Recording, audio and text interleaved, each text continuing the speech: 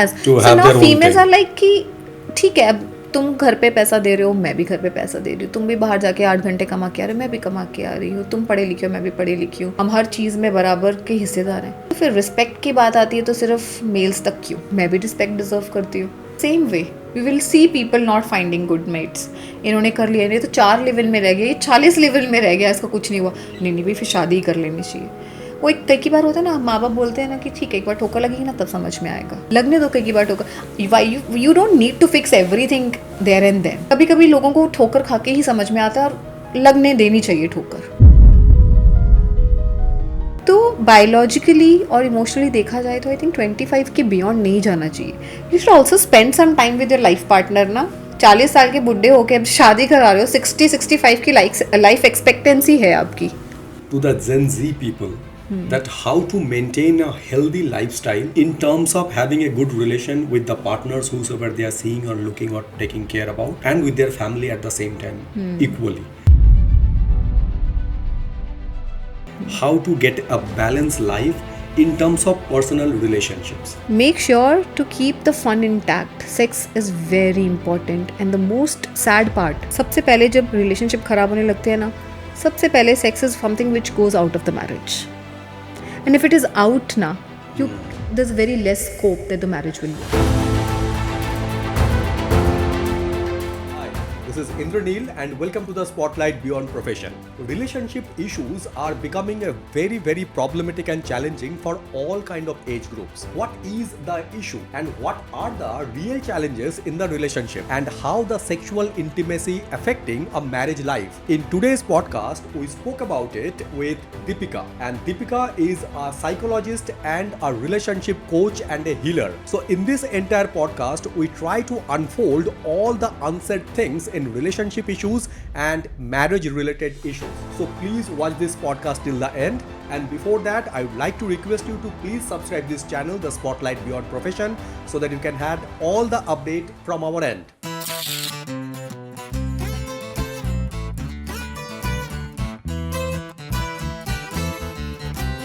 First of all, thank you very much for giving us your time, and welcome to our studio and welcome to our show, The Spotlight Beyond Profession. Thank you so much. And I'm thankful to you because with your daily schedule, you gave us this much of time.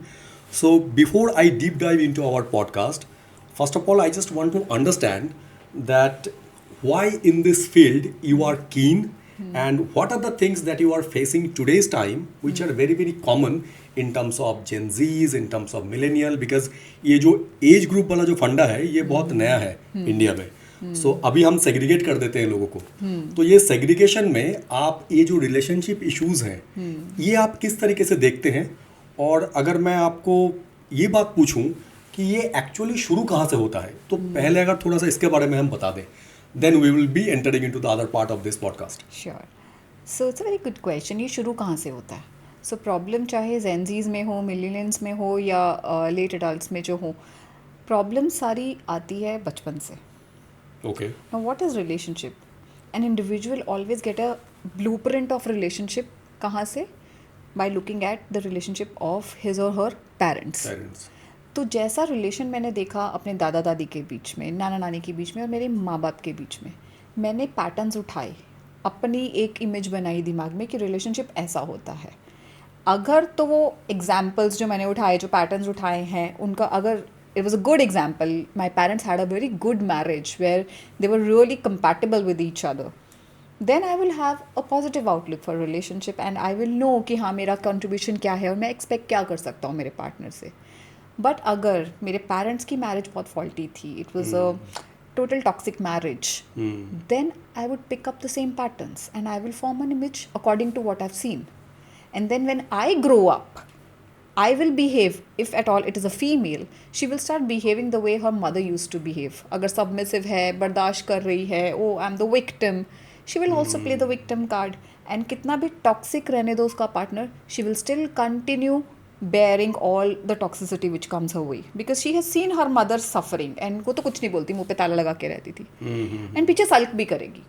And if it's a man जिसने देखा कि dominant father है, वो जाके behave करेगा in relationship dominance में कि अरे he will not have answers to it कि why I'm behaving, because अगर उसको cross question पूछा जाएगा कि अरे why are you behaving, this is not right way, he would not know why is it coming, because silent learning हुई है from age of 0 till 18 20.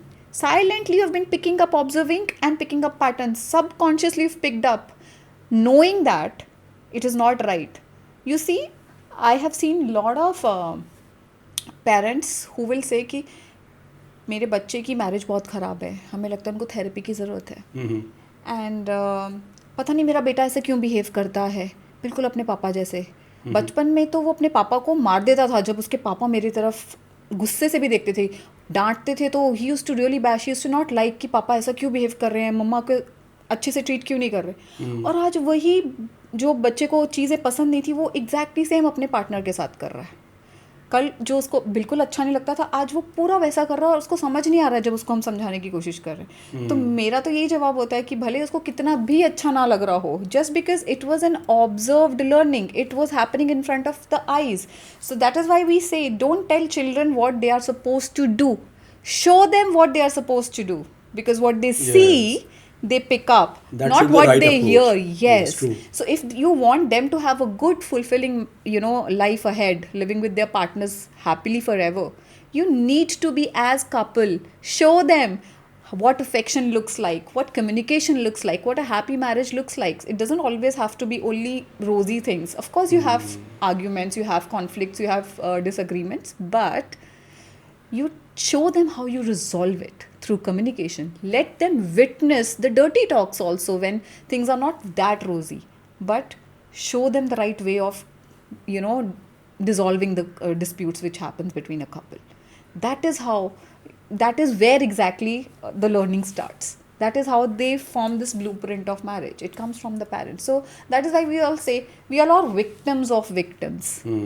True. It's not that I wanted a marriage like this, but this marriage is created by me subconsciously because of the wrong patterns I've picked up from my parents, and same goes for the partner as well. Therapy is a new terminology in our country like India. पहले अगर हम 10-20 साल पहले चले जाते हैं या 10-15 साल पहले भी चले जाते हैं, therapy was not that common. Today there are therapy available for all kind of things. Means it is comes as a couple therapy, it is comes as individual therapy, it is comes as child psychology kind of a thing.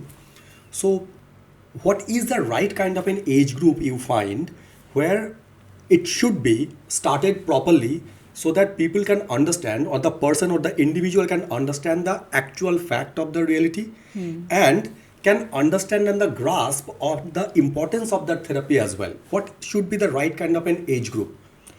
So first you need to understand what therapy is all about. Therapy is revolving around psychology, and psychology has to do with your mind. Okay. When you get a mind, the moment you were born, Okay. so there's no defined age.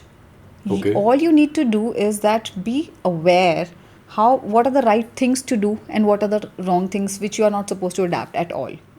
So I again come to parents, because it starts with the early childhood. You should know what as parents you're supposed to do with your child, and you should know what you are strictly not supposed to do.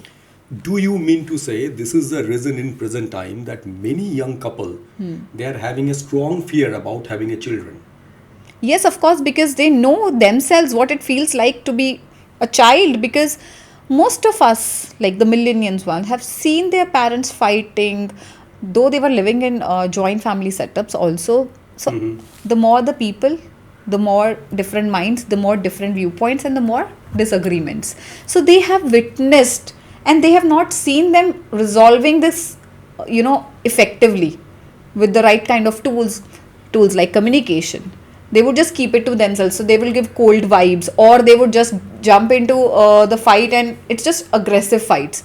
They have never seen dialogues having, the dialogues which are being exchanged between family members. So now they are scared. We don't want to produce, because now, see, awareness is there. So it's not that it's a new thing. I think it is not as new as it was 20 years down the line. But now people are aware. They are just not open to it. So awareness is there because of whatever you say, because of podcasts, social media. So much of awareness is already there. So there's no right age to start a therapy. You have to make sure you don't get into the therapy session, no? Prevention is Yes. always better than cure. Yes, So yes. if you are raised in a right kind of environment where you have good support system from family, good social system, where your teachers, your friends, your colleagues, they all were supportive. Very rare to get, but just in case, if you have, I don't think people would land up in therapy. And even if they do land up in therapy, they have to realize the early they come, the better it becomes. Because it is all about tempering your belief system. So the beliefs, the earlier you dispute them, the wrong beliefs, the better it is. Otherwise, if you keep living with those beliefs, now a 50% or 50-year-old person coming into therapy and telling me, ki, oh, I want to change the way I think, it is going to be harder than a 15-year-old coming and telling, ki, I have picked up wrong things. I think I need therapy if you can help me. Of course, the 15-year-old will just take 2 or 3 months as compared to 50-year-old who had already formed dense beliefs, regarding life, regarding relationships, social status, whatever it is. So the earlier it comes, the better it becomes for an individual to overcome or deal with whatever issues they are having. Why a person should come for a therapy? उससे difference क्या होता है? तो difference तो of course if you are seeking for happiness, if you are seeking for solace, नहीं मिल रहा है, बाहर अपनी तरीके से हर चीज़ हैंडल करने की कोशिश कर ली है, नहीं संभाल पा रहे हैं, प्रॉब्लम्स आती ही जा रही है, मैं उलझता ही जा रहा हूँ प्रॉब्लम्स में. So a therapy would give a fresh perspective. A therapy would first tell you where the brain fog is lying. Why are you Okay. not able to deal with things? Why is it that even despite putting a lot of effort, you're not getting any result? Mental effort, emotional effort. So therapy would, in that case, brings a lot of awareness. But whether to heal or not is a choice, because a lot of hard work will go from the client's end too. Therapy, it's not like कि doctor के पास गए तो doctor ने दवाई दे दी और मैंने खाई और हो गया. There is no magic expected. Yeah, there's no but yes, magic. yes. हाँ, so and things don't change overnight. तो इसका मतलब क्या ये है कि आज की तारीख में लोगों के पास लोग कम है बात करने के लिए या चीज़ें शेयर करने के लिए, इसलिए they are seeking and they are asking for some third person to talk about it where people will not जज them. Is it the right approach to go for a therapy so that they can have a different and right kind of perspective to see something in a different way? One, yes, now they don't have people. They have many Facebook friends, they have Insta followers, but they don't have a real friend in person Yes. who can give right guidance. Or forget about guidance, who can also have patience to listen to what you have to say. That is one of the case, of course, in which people might seek therapy. कि हाँ मेरे पास कोई है ही नहीं जिससे मैं अपना दिल का दुखड़ा रो दूँ. Sometimes it's all venting out. Many sessions I've seen, people just they want to come and vent out, emotional vomiting, and they feel better. Oh, I felt so nice after taking therapy. I have not uttered a word. All they did was just vomit out whatever. All the emotional vomiting has been done. So of course we lack good listeners in general. So friends are also they don't have that much patience to listen to your rant. Secondly, you may have friends and they are really good friends, but they are so close to you, they are so emotionally attached to you that whenever you go with a problem to them, they will have a confirmation bias. Even True. if you're wrong, they will not be able to tell you that you're wrong, because they also see you as victim कि हाँ बेचारा मेरे friend के साथ क्या हो रहा है. So you will never get a fresh perspective. So in that case, despite having good friends around, you will have to go and seek therapy just for a second opinion. Even if you get like a diagnosis of if there's a blockage, if there's a problem in liver or kidney, you always seek a second opinion, third opinion, you do go. So just relying on friends for whatever problems come, you might be facing, and relying on them to give them solutions, I don't think it's the right kind of approach, because they would always have confirmation bias. And this is only the reason for which even the therapist, the psychologist are advised strictly not to counsel their own family and friends, because Okay. because ultimately even psychologists or the therapist are humans, and Yes. they will also have this error. So कितना भी मैं कह लूँ कि I can counsel you, I can give you perspective, but the fact will remain same कि I will have certain biases for you. Hence, that is going to interfere in the therapy. So intervention would not be as clear or as unbiased as it should have been otherwise. For physical health related things, there are different kind of parameters. We can check that our physical health is not good, or we have a certain wound, we have to consult a doctors. Right. There is no parameter for mental health nowadays.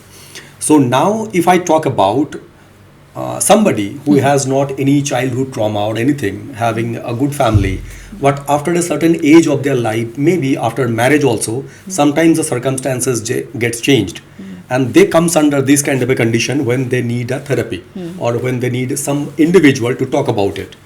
So what is the signal that you consider that is the right signal and they immediately should consult it rather than waiting for it? जैसे हम medical term में बोलते हैं ना कि जैसे ही कुछ हुए इमीडिएटली डॉक्टर को दिखाओ, अदरवाइज और ख़राब हो जाएगा. बट मेंटल हेल्थ में आप कैसे समझेंगे कि क्या खराब हो रहा है और कितना खराब हो गया है? So is there any kind of any parameter how anyone can understand that I need a help at this point of time, or I can wait for another 15 days to think that maybe situation will get changed and things will get better, but I need a help? How anyone can understand in terms of their mental health condition or status? Parameter तो बहुत आसान सा है Indranil. Tell me. बाहर सब कुछ ठीक है. मेरी लाइफ में जो मुझे चाहिए था मैंने अचीव कर लिया है. दोस्त हैं, घर वाले अच्छे हैं, अच्छा घर है, बिजनेस सेट है, सब कुछ है. मैं फिर भी खुश नहीं हूँ. क्या ये कम है पैरामीटर? कि मैं जो भी चाह रहा हूँ, whatever I am desiring, I am able to achieve that. I have everything whatever desired for, I am still not happy. और I have everything when it comes to materialistic things, but I'm not having fulfilling relationships. Or everything is good with my relationships and everything is good, but I feel stagnated with my work. There's no progress. All these are parameters. If you just want to know कि एक lay person को कैसे समझ में आए कि I need therapy. Yes. First of all, please understand therapy does not mean long-term therapy always. Okay. It can be also just one session with the therapist and I get my answers, you know. Sometimes so I have both categories of people, one who definitely need long term therapy and the others who feel they need long term therapy, but when they come and talk to me, I just feel ki they're just, you know, overthinking. Nothing is wrong with them, everything is fine, and the moment it comes from me ki oh a therapist said nothing is wrong, they feel now I'm fine.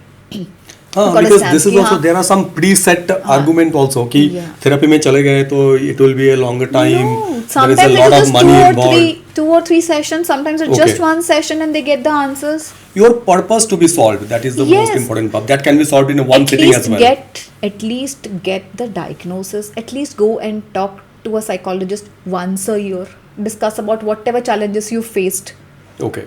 How you do in general, you it will should go. be a routine checkup kind of a thing. Yes. हम साल में करते हाँ हैं. करते हैं तो blood test करा के हर साल आपको पता है आपको कोई बीमारी नहीं है, बट जाते हो ना कि एक बार चेक करना है, तो क्यों मेंटल चेकअप के लिए हम थेरेपिस्ट के पास नहीं जा That is true. सकते? That's a valid point. Just one session, how much, उतना उससे कम ही होगा जो आपके फिजिकल पैरामीटर्स को चेक करने के लिए डायग्नोसिस में जाएगा, उससे कम ही लगेगा.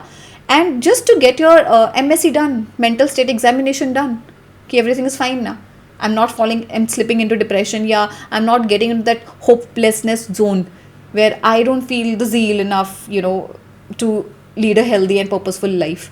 Just go and have a general talk. I do have a clients who will come after 6-7 months and I'll be like, oh, papi se kuch hua kya? They'll be, nahi ma'am, we just want to say hi and just want to talk 1 hour. That's really you just nice. see, If people having this kind of habit. Yes, they do come for MSc. Now the ones who are aware, they would definitely come कि ma'am कुछ नहीं, you just talk to us and you just see. हमें एक every time we come to you, at least if there's no problem, but we definitely get some you know, good advice which we apply for the next 6 months and then we see the results. So they just come like that also. So ये notion बिल्कुल ख़राब है कि oh therapy is going to last for years or it's going to be for 12 sessions, 15, 18 sessions. No. Now ये जो happiness की जो बात है, it becomes so relative because nowadays in the era of social media, people are always asking for external validation. Correct. हम हमेशा दूसरों से कंपेयर करते हैं कि इन्होंने बाहर ट्रिप किए तो मुझे भी ये करना है, तो मेरी हैप्पीनेस फिर वो हो गया. करेक्ट. मेरा स्टैंडर्ड पहले वो नहीं था, मुझे श्रीलंका नहीं जाना था कभी भी, लेकिन किसी ने श्रीलंका गया, वहाँ से पोस्ट कर दिए 2-4 photos, then I also having a desire to go for Sri Lanka and then only I will be happy. Right. इसको कैसे एड्रेस करेंगे? देन तो हैप्पीनेस का तो मतलब ही चेंज हो गया।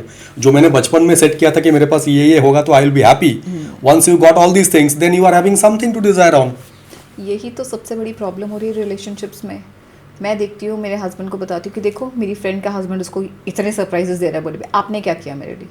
यू नेवर नो कि वो फ्रेंड ने ज़बरदस्ती अपने हस्बैंड को बोल के बंदूक की नोक पे Yes, करवाया yes, होगा, एंड पिक्चर्स अच्छी पोस्ट करा दी, so there is a pressure. The pressure is not, we are not seeking happiness, we are seeking validation, so that ये फोमो कि oh everybody is doing it and I am not doing it, ऐसा कैसे हो गया? And you will be surprise Indraneel to see, लोग pictures click करेंगे, सब कुछ होगा, they will not even cut the cake, रख देंगे, बात भी नहीं कर रहे, जस्ट बिकॉज ये प्लान्ड था, मेरा सोशल मीडिया पे जाना था, मुझे ये करना है। People are sulking in their life so much, they're inviting toxic, you know, things just with the social pressure of not fitting in. So it is very sad reality, but yes, majority I see relationships are getting affected when they compare their relationship on the basis of what is being portrayed on social media. So be it couples, be it peers, the young adults, the Gen Zs, good brands, every Yes, month yes. one good outing, vacations, then they want to flaunt about celebs ke sath kitna contact hai, Yes. I want to flaunt that also, I feel true. fear, you know. So and everybody is a mini celebrity in their own world now, in this era of social media, everybody is a mini celebrity na. Otherwise तो back then 20 years back it was only the Bollywood stars or the Hollywood stars, they were गिने चुने लोग celebrities होते थे। आजकल तो सबने vlogging शुरू किया और सब कोई celebrity बन रहा है ना अपनी छोटी सी दुनिया में। So much of pressure, so much of competition, and I think the awareness will have to only start at a very young age, जब school में through life skills training and through these talks, wherein they should be made to understand where the real happiness lies. Very true. Yeah, it's easy to say this once you have gone through the phase. It's difficult for them to understand because they've not gone through this phase.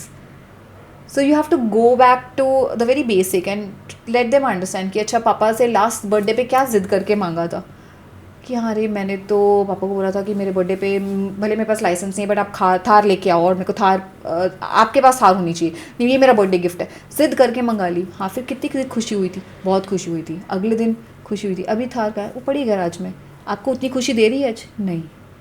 आपको लगा था सब कुछ मिल जाएगा ना? नहीं, but उसके बाद तो फिर नेक्स्ट बर्थडे पे क्या मांगूंगा ये शुरू हो गया था। तो हैप्पीनेस तो थार ने दी नहीं ना। अगर वो हैप्पीनेस ट्रू देने वाला था तो that happiness should have stayed with you, but now the same Thar you are looking it, हर रोज देख रहे हो उसको, but it is not giving you the kind of happiness it gave you the very first day when you saw it.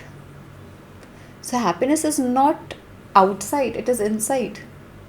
What ever you are looking for कि ये मिल जाएगा तो खुश हो जाऊंगा, ये मिल जाएगा तो खुश होगा, you are just running after you know achieving your और fulfilling your desires, and the more the desires are unfulfilled, the more aggressive you become, the more desires you fulfill, the more what is that word called, greedy you become. True. तो जितने मेरे desires हैं अगर ये पूरे हो गए मैं और greedy होता जाऊँगा, इसके बाद क्या, इसके बाद। और जो उतने मेरे desires हैं जो पूरे नहीं हो रहे, निराश होने की बजाय मैं aggressive होता जाऊँगा, एंड धीरे धीरे धीरे धीरे दिन वो एक दीमक के जैसे है, अंदर ही अंदर हर एक डिसअपॉइंटमेंट, हर बार जब मेरा एक डिज़ायर क्रश हो गया, वो नहीं पूरा हो पाया, it just piles up to an extent जहाँ पे then you become either completely hopeless और you just lose it, and या तो सुसाइड करते हैं देन, या फिर they land up in mental hospitals. So you have around 15 years of experience and working in this field for quite a long period of time. And you have different kind of phases as well. Can you please elaborate and describe that how it started in your life and how eventually you grew up to this level, and what are the things you have observed in your life over this last 10 to 15 years? Okay, so it started long back when I was in grade 8. and the concept of psychologist in schools was that back then was introduced. It was very new to India. Okay. So we had our first psychologist when I think I was in grade 8 in our school, and I was so fascinated with her. She was like, everybody, not I, was like, everybody was in this awe of this lady. Of course, she was beautiful, she was intelligent, but the way she approached, this non-judgmental approach towards every child, the naughtiest would go to her and he'll be like, oh, I'm so happy that I'm going to see her. And I used to be like, "Ki, what is it? What does she do that everybody's so happy?" And in general, her aura would just bring in so much of calmness and peace. So I said, I want to become this. But उससे भी पहले शुरू हुआ था when I had my own very close relatives. One was diagnosed with MR, mental retardation. The other was diagnosed with borderline personality disorder, and one was diagnosed with depression. So many close relations, I was observing these people and had no clue what is going wrong in their lives. Why are they put on medicines and why do they behave this way? So I was very inquisitive as a child. And then I got to know about my counselor, and I happened to discuss these cases with her, and then she gave me brief what exactly goes wrong and how does the one's psychology plays an important role in one's mental health. So I was very fascinated. I said, I want to really understand about this. But I come from Punjab, and there back then they did not had this subject of psychology. And fortunately, my family decided to move to Bombay. And it was in my grade 11 that I moved from Punjab to Bombay. And as soon as I came into this college, I was aware, I was made to choose whether I want to go to commerce or arts. And arts में जब मैंने देखा psychology, and I was like, psychology, is it the same thing? Which talks about brain, your mind, and how one's behavior is modified. Like, yes. I said, nothing doing, I'm going in arts just for psychology. And that's how my interest towards psychology was built. And there was no looking back. I was a brilliant child. I was a topper throughout my college, even in university. And then because I was so much wanting to know what goes in psychosis, I started working in hospitals with a team. Sooner I realized that is not my cup of tea, because I used to get emotionally affected, because I was always having my own wounds, because I was growing up seeing these individuals in my family suffering so much that every time I used to go and see my patients, it would just affect me. So just within a year, I realized that I'm not going to work in hospitals. And I also realized by then that everything can be controlled. People won't land up in hospitals at this particular age if the right kind of training is given to them right from the beginning, the childhood. Okay. And I strongly believed in this notion that prevention is always better than cure. True. So I said, why not to target this area? And I started working as a school psychologist. Okay. So there was a full circle moment when I was inspired by my school psychologist, and the way she used to, help the students change their life or find purpose, back to 15 years down the line. And then I was doing the same. I was really happy working with this age group of children from right age of 3 to 14.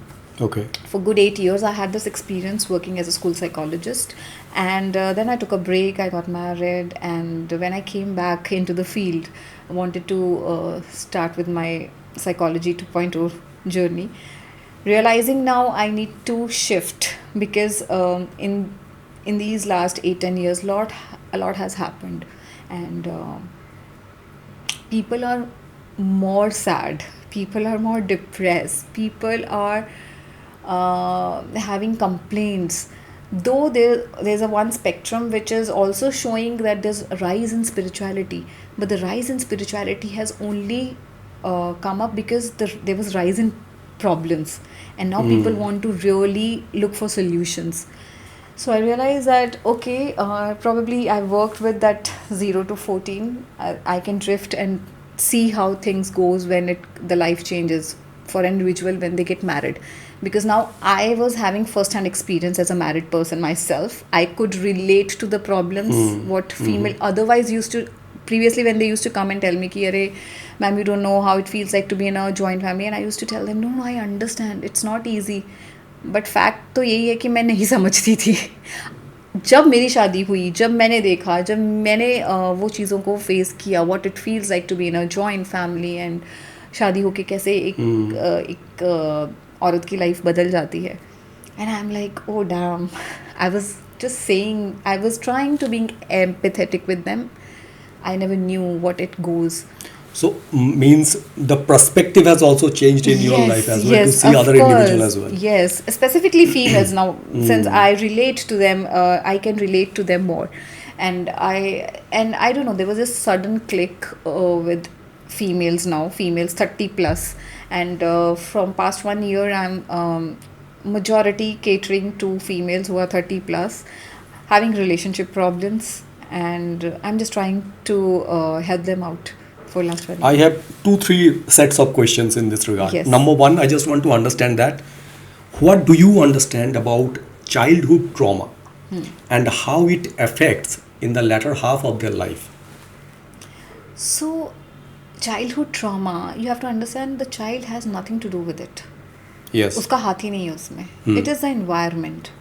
And environment, maybe I would go a little, we'll just narrow it down. It's the parents, the primary caretakers. How does, it is completely their mental state which affect the child. In certain cases, if it is not parents, it's the secondary caretakers. If it's a joint family, so दादा दादी and बुआ हो गई घर पे, या चाचा चाची हो गई, उनकी फैमिली हो गई. And if not then very small spectrum कि स्कूल में कैसे बिहेव कर रहे हैं. Okay. Trauma comes from external, environment, and the child would always have a predisposition towards dealing with the adversities he or she is facing in life.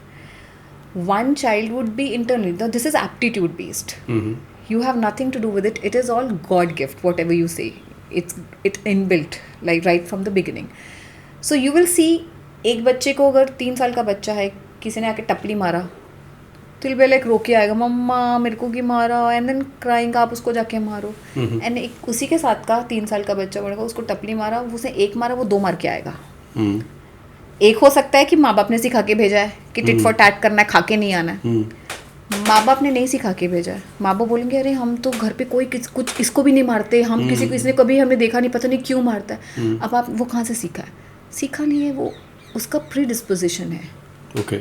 That's his natural way of responding to environment.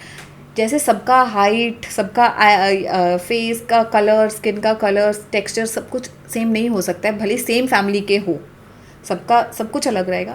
Mentally भी emotional quotient आपका अलग रहेगा, IQ आपका अलग रहेगा. How you deal with the adversities is going to be different. So one is predisposition, second is of course observation learning. That is going to decide whether the child is going to go through what you call as childhood trauma. So primarily it's from the environment. Secondary, how I decode my environment, whatever signals I'm getting. So both the things play important role. And how a parent can understand that there is a trauma which is going on in their child, so that they can seek and ask for help or go to a psychologist at least to understand It's very if easy. they are not understanding. It's very easy for children because उनका behavior में आपको instant shift दिखेगा. Okay. And माँ को तो पता ही होता है. माँ को immediate पता चलेगा कि my child is not behaving right. This is not the usual behavior. बहुत किलकिला के बात करता था, सबसे अच्छे से बात करता, अभी is just shying away कि मुझे किसी से बात नहीं करनी है, बाहर बुला भी रहे हैं तो वो नहीं आएगा. या फिर कह लो कि पहले तो बहुत गुस्सा होता था, एकदम से शांत हो गया, पता नहीं किसी से बात नहीं कर रहा है, कुछ नहीं कर रहा है. या फिर कह लो कि बिहेवियर में extreme, you will see extreme level of behaviours कि पहले ऐसा था एंड क्लियर कट टू 2 महीने में ऐसा हो गया. Something is going wrong, and if you're not able to identify, please take the child to the psychologist, because children don't have emotional vocabulary. Their emotional vocabulary doesn't develop until 12-13 years of age. they don't know how to express what they are feeling. So the only expression is either aggression or isolation or crying. So how to decode that, you won't as a parent, even if you're a psychologist, but you are a mother first, you won't be able to decode that. You have to take the child to the specialist who can decode the emotional language for the child. So the behavior is the only parameter in children which can give you, the kind of clues you are looking for if there's actually a trauma involved. What do you understand and what is your remedies in your language to deal with ADHD children?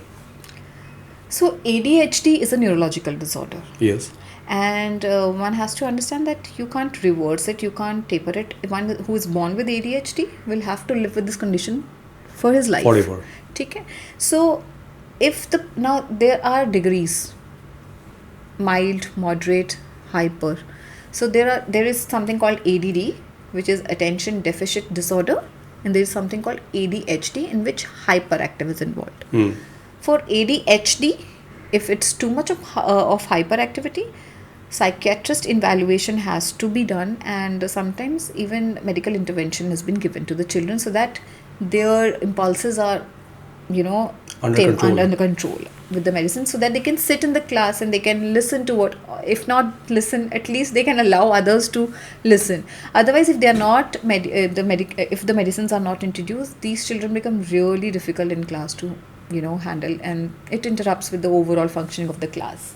And as a psychologist, the role is only limited to one, making them aware what is not right with them, accepting that this is going to be, it's a part of you and it is okay. It is okay. Third, dealing with the kind of pressure this condition is going to bring when it comes to social setups, because these children are bullied. They will have a lot of complaints, and children, the peers will have like comments like, अरे ये तो नालायक है, अरे इसको फिर से बुलाया क्या प्रिंसिपल ने, फिर से कोई कंप्लेंट क्या, मम्मी को बुलाया क्या. And these children also have emotions, you have to understand. Yes. And as a psychologist, then it becomes a psychologist's duty to uplift the child's emotional quotient to that extent that he decodes these things in the right manner. He does not take things personally. You have to bring the child to that level wherein he comes to this understanding that whatever the children have to say, the peers have to say, it reflects where they are coming from. It doesn't have to be taken personally and they are trying to describe me. No, it is very difficult to make them understand this wisdom. Right, it is difficult, but ones who are trained would help the children, because now it has to be done with the in-house psychologist who is working very closely in the school with the children. Children are going to come every day to the school, so these children are at least given therapy sessions twice a week. And it is not just कि 7th class में अगर diagnosis मिला तो 7th में ही therapy होगा. No, 7th onwards, जब तक बच्चा है स्कूल में, every week the child comes and sees a psychologist. So over a period of time, and also we have in India now, I think majority schools will have this facility of value education or life skills classes. So in general, they are working on building the emotional quotient of children, so that they are mentally having all the tools which they need whenever they face any sort of adversities. No, I'm just asking you because I had seen a lot of people in this regard कि जब तक एकदम खराब नहीं हो जाता है कोई चीज़, तब तक we are not going to a child psychologist और we are not going for help और एनीथिंग, बिकॉज अगर हम पहले ही शायद इसका शुरू करते हैं तो इसका इम्पैक्ट कहीं और अच्छा हो सकता था. बट इसका बच्चों के साथ तो लेना देना नहीं है ना. एक्सेप्टेंस का डिनाइल पेरेंट्स के पास है. पेरेंट्स ही नहीं एक्सेप्ट कर सकते कि मेरे बच्चे के साथ कुछ गलत है. नहीं, हमारा बच्चा तो बिल्कुल नॉर्मल है, अरे देखो ये करके दिखाएगा. वो तुरंत डिनाइल मोड में आ जाते हैं, और उनका डिनाइल कितना लास्ट करेगा वी डोंट नो. 2 साल, 3 साल, 4 साल. The earlier they accept the better it is for their children.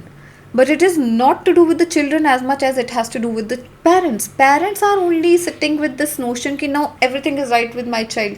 Because accepting that something is wrong with my child means that मेरे बच्चे में कुछ, मतलब my child is not as normal as others.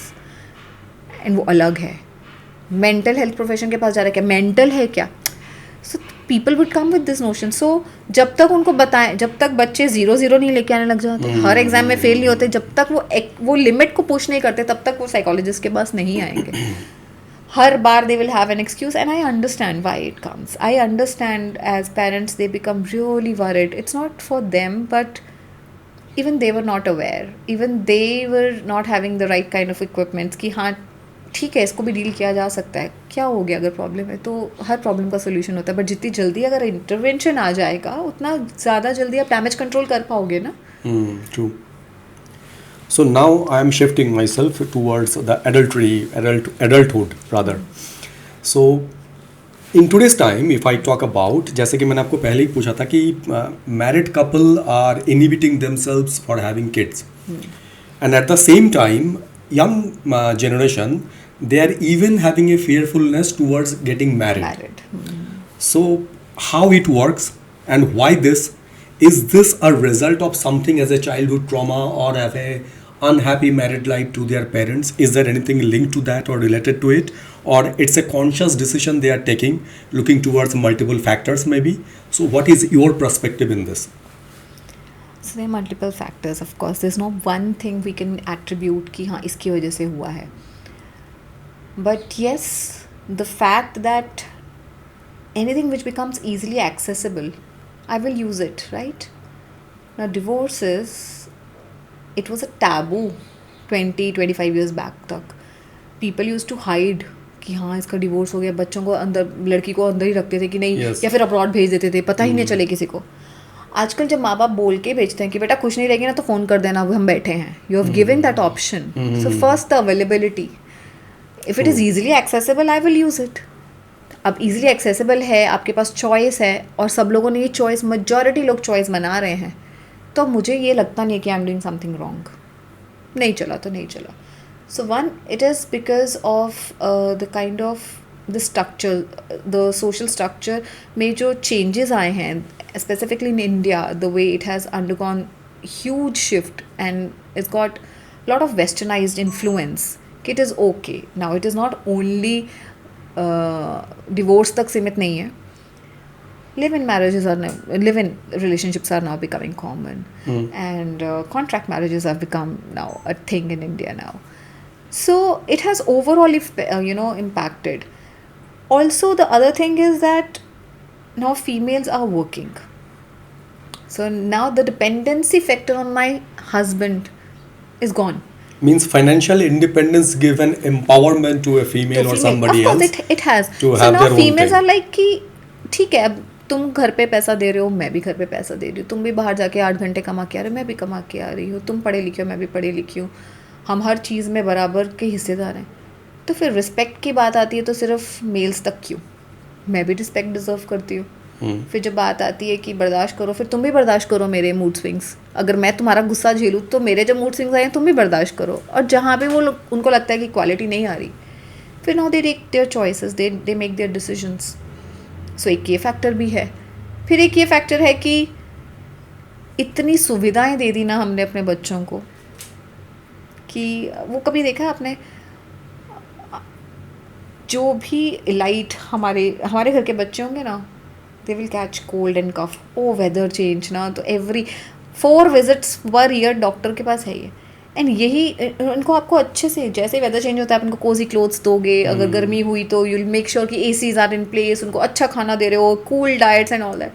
यही आप बच्चे देख लो फुटपाथ वालों के, वो 10-10 साल में भी एक डॉक्टर के पास विजिट नहीं करते, बिकॉज जितना हार्श इन्वायरमेंट वो बाहर देखते हैं उतना रेजिलियंस उनका बढ़ता है, उतना मेंटल कैपेसिटी, जो बोलते हैं ना मेंटल रेजिलियंस बढ़ता है, बर्दाश्त करने की शक्ति.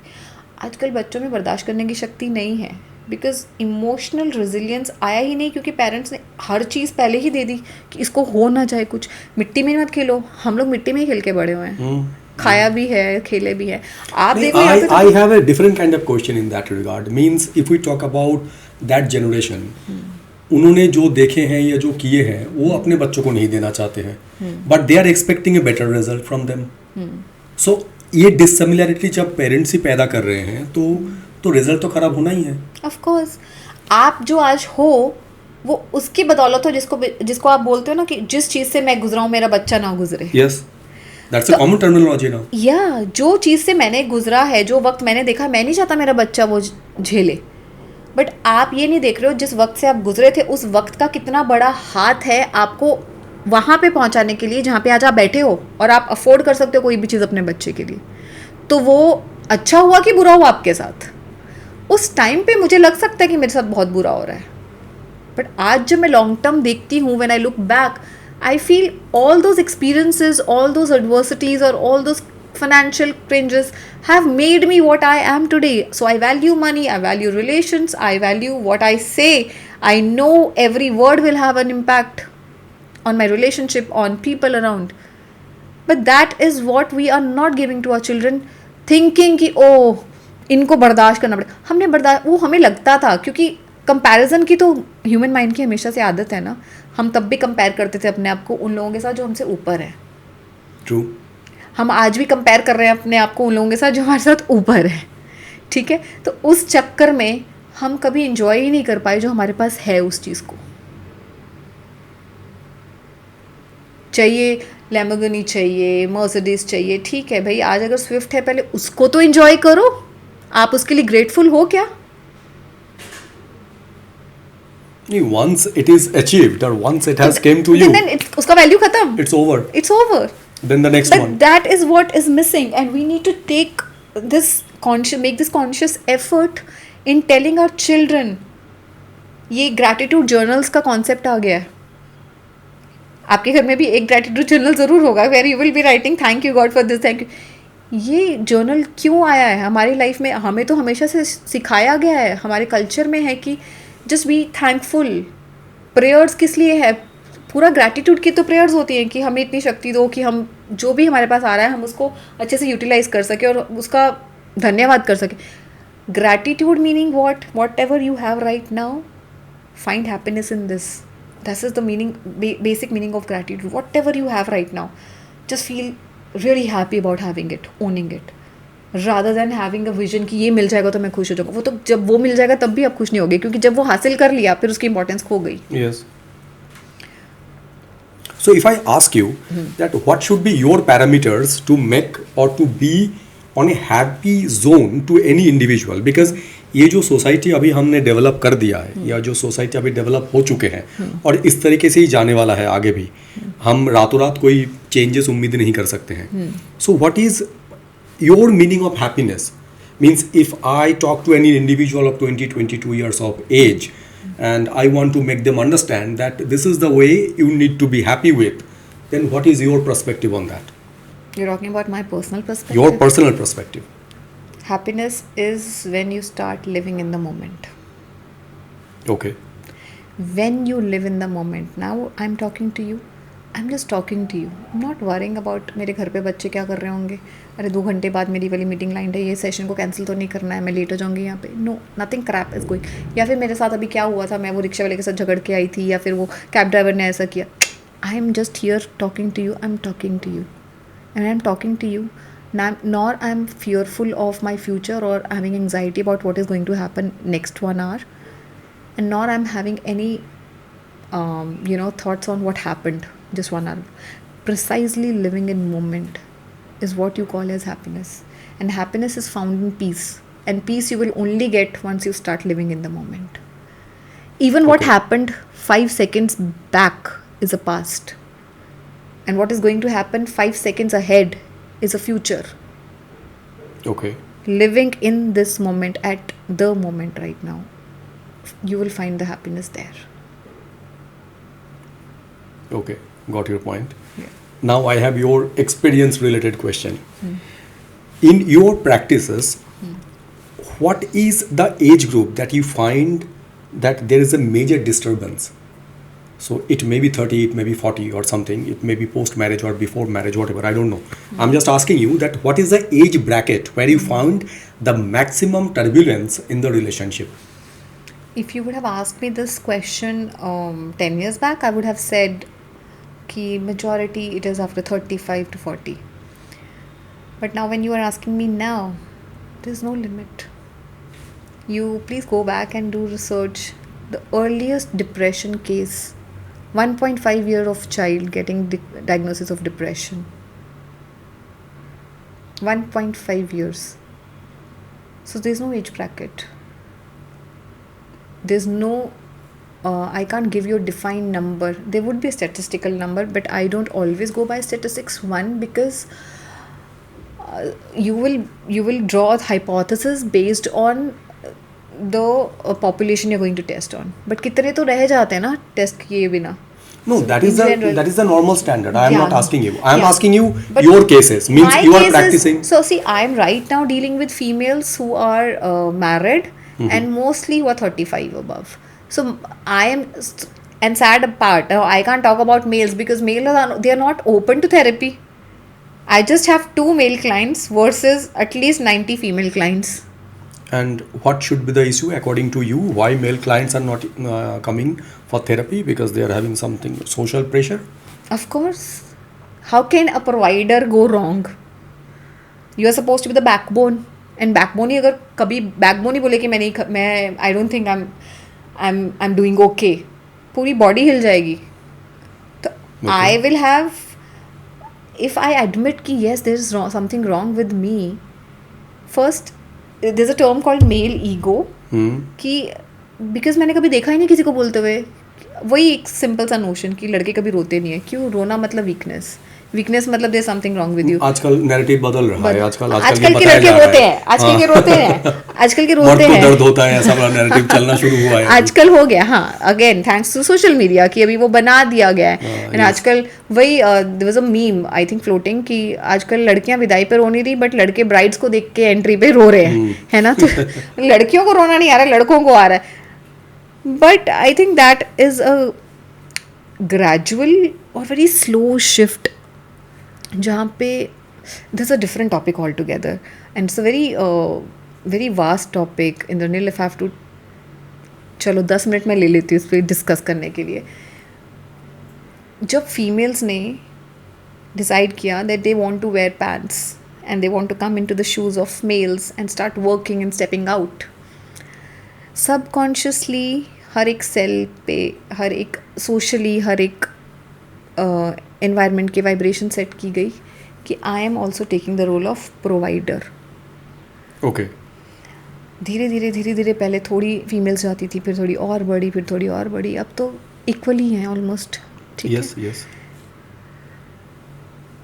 हम लोग हर एक इंसान बोलते हैं दोनों में शिव और शक्ति है. तो जब तक तो रोल्स डिफाइन थे तब शक्ति और शिव बैलेंस थे. घर संभाल रही है फीमेल्स और बाहर जाके कमा के ला रहे हैं प्रोवाइडर है मेल. शिव शक्ति बैलेंस थे. इनफर्टिलिटी के इश्यूज नहीं होते थे. यस. ठीक है. शादियाँ अच्छी चलती थी. रेजिलियंस बढ़ी हुई थी. बर्दाश्त करने की शक्ति अच्छी थी. मैं नहीं कह रही हूँ अच्छी बात है कि आप फिजिकल या मेंटल अब्यूज़ इंडोर कर रहे हैं, बट फीमेल्स कर लेती थी फिर भी उनको कुछ नहीं होता था. लॉन्गेटिविटी इफेक्ट नहीं होती थी फीमेल्स की. लंबा जीती थी, 12 बच्चे पैदा करती थी, तो भी हेल्थ एकदम इंटैक्ट रहती थी. ठीक है. धीरे धीरे ये नैरेटिव चेंज हुआ, बाहर जाके स्टेप किया. अब मैं भी उसके जैसे कमाती हूँ. मैं भी सिगरेट भी पीने लग गई हैं, अल्कोहल भी कंज्यूम कर रही हैं, रात तक बाहर भी रह रही है, सब कुछ बराबर कर लिया, सब बराबरी. इन्फर्टिलिटीज़ के इश्यूज आने लग गए क्योंकि हमने शिव शक्ति को माइक्रो और मैक्रो लेवल पे डिसबैलेंस किया. Okay. A provider cannot be a nurturer. When I am stepping into the shoes, तो मैं क्या बोल रही हूँ कि मैं अपने हॉर्मोन्स के साथ, हॉर्मोन्स पे आके जाके, तभी मैंने बोला सेलुलर लेवल पे आपके एस्ट्रोजन लेवल्स नीचे चले जाएंगे. It won't support your body. ठीक है. And on the contrary males को क्योंकि सोसाइटी से इतना प्रेशर आया है कि लड़के रोते, उनको इमोशंस होते हैं बट वो रो नहीं सकते, बट अब आया है कि नहीं तुमको रोना चाहिए, तुम्हारे इमोशंस आने चाहिए, तुमको सेंसिटिविटी दिखाना चाहिए. फीमेल्स की शूज़ में मेल्स ने स्टेप इन किया and they have become delicate. इतना फीमेल, अभी एक अगेन अनदर मीम इंस्टाग्राम पे कि जहाँ पे एक्चुअली में दिखाया गया था कि मेल्स इन 2025, फीमेल ने 2 बच्चे उठाए हुए और साथ में बैग उठाया हुआ, पीछे मेल जा रहा है फ़ोन उठाते करते हुआ. आइडली तो सारा फिजिकल जो स्ट्रेंथ है वो मेल के पास है, उसको वो बोझ होना चाहिए, बट इंडिया का नहीं है ये. आई थिंक बाहर का ही क्लिप था जहाँ पे एन नंबर ऑफ क्लिपिंग्स कि जहाँ पे फीमेल्स ही सब कुछ करती, बच्चे भी ढो रही हैं, सामान भी ढो रही हैं, मेल्स अपना आराम से फ़ोन देखते हुए जा रहे हैं या फ़ोन पे बात करते हुए जा रहे हैं, कि ये आज के मेन हैं। फीमेल्स बाहर जाके काम भी कर रही है, वो घर भी संभाल रही है, वो बच्चे को भी संभाल रही है, वो फिजिकली भी इतना इंडोर कर रही है, जिम जाके अपने आप को इतना स्ट्रांग बना लिया है कि वो फिजिकल भी बेयर कर रही है। पूरा शिव शक्ति का बैलेंस जो था ना, वो डिसबैलेंस हो गया। औरतों ने आंसू गिराना बंद कर दिया, मर्द रोने लग गए हैं। मर्द घर, अभी हाउस वाइफ्स का कॉन्सेप्ट रिप्लेस हुआ है हाउस हस्बैंड्स के साथ। इसमें कोई गलत बात नहीं है, उसमें शर्मिंदगी की बात नहीं है, but I am just telling you, अपनी सुविधा के लिए हमने थोड़ा सा तोड़ मड़ोड़ किया ना, ग्रॉस लेवल पे, पूरा प्लैनेट के लेवल पे इतना ये बैलेंस दिख रहा है शिव शक्ति का। तभी इनफर्टिलिटीज़ के जो हॉस्पिटल्स खुल रहे हैं, infertility centres, it's a big business, it's a big business. और अगर nothing is wrong with your hormones also, everything is functioning fine in your body, you're still not able to conceive naturally, you're still not able to conceive, उसके लिए भी आपको IVF करवाना ही पड़ रहा है, fully healthy individuals, because micro level पे everything starts with a thought, everything starts with a thought, बहुत minute thought बार बार repeat कर करके it infects your cells, then it comes into your hormones, then it comes into your physical body, वो manifest करता है। तो हमने society को किस तरीके से शेप किया आप अंदाज़ा भी नहीं लगा सकते हो। हर एक चीज़ स्टार्ट तो थॉट से ही हुई थी। किसी ने तो सोचा होगा ना कि मुझे जाके बाहर काम करना है, यस, एंड आज पूरी पॉपुलेशन, फीमेल पॉपुलेशन उस चीज़ पे कायम हो गई है। सो इक्वलिटी चाहिए, एकदम इक्वलिटी बराबर का भी हिस्सा चाहिए, हाँ, पूरी वहाँ पे खड़ी होगी। बराबरी का तो है ही नहीं। मैं तो फॉर्मली बिलीव करती हूँ कि फीमेल्स को तो भगवान ने एक एज ऊपर ही रखा था। But हम they don't equality consider की- equality in that aspect.